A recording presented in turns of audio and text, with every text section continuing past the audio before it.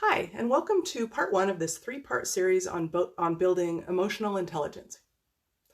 Firearms instructor Tom Givens has written that most people stumble through life blissfully unaware of the world around them.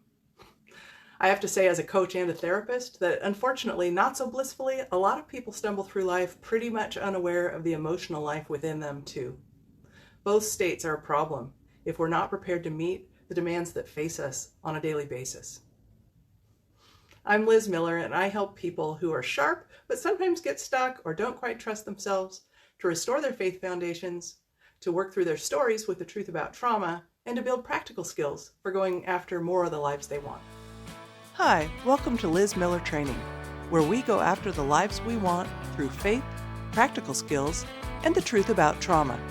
Please like and subscribe, and share to social media to start great conversations. By the end of this video, you're going to know why it's important to build emotional awareness in the same way that you work to build your situational awareness. Stay tuned to the end to make sure you're ready for part two of this three-part series. So here's the thing about situational awareness and emotional awareness, right? You can't act effectively on what you're not aware of. You have to know it to act on it. And in both cases, awareness gives you choices.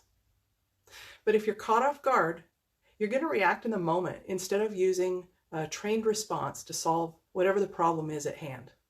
Now, just like situational awareness, it's possible to think ahead, build skills, and have better reactions, even to surprising emotional scenarios. But wouldn't you rather have as much awareness in the moment as you can, as early as you can, to control your emotional responses in the same way that you'd prefer to have as early situational awareness as you could of potential danger? Now, I can hear some people saying, wait, are you telling us we got to get all up in our emotions and let our emotions run the show and dictate our decisions? But remember, awareness and fixation are not the same. With situational awareness, being aware of your surroundings and making wise choices, do you let that make you weird?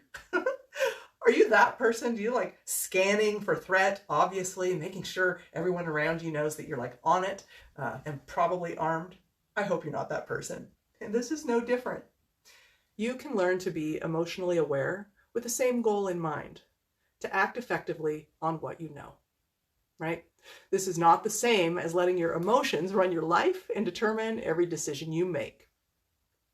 As a matter of fact, because of the interplay between the neurobiology of emotions and logical decision-making, being easily aware of your emotions will actually make you a much better rational decision maker. You don't have to eliminate emotional responses in order to be logical, but it helps a lot if you quickly understand how to benefit in the moment from your emotional intelligence. We were not created to be unemotional creatures like some race of Vulcans like out of Star Trek. I'm sorry, not Spock. We are wired for emotional intelligence. Now, here's an example of emotional awareness creating better decision-making in daily life. Let's say you're driving on your way home and you are out of sorts. It has kind of snuck up on you. You realize you're irritable, but you're not even sure why. In traffic, all the drivers are on your last nerves. You're probably like tapping your fingers, heaving big sighs, and your patience is wearing thin. So think about this. What if your mood is some sort of unacknowledged anxiety? What if you're more nervous than you realize about that talk you have to have with your spouse tonight, about that bigger than usual credit card that you know is coming, but they don't?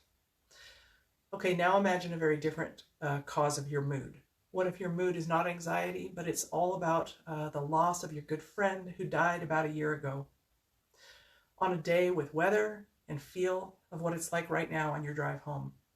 Maybe you weren't even aware that the fall weather and leaves seemed similar to the day that you buried your dear friend. You had your credit card on your mind, and you thought that was probably it. But something in the weather, the fall light, brought up your anger about the way your friend died too young. Irritability can sneak up on any of us.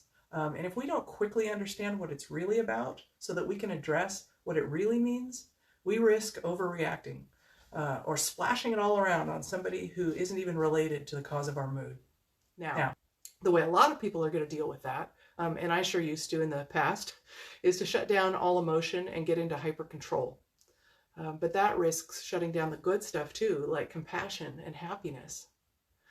We cannot shut down our nervous system on one emotion without stifling or affecting the others. But if we know quickly whether we're anxious or angry and about what, then we can take direct and intelligent action on the cause.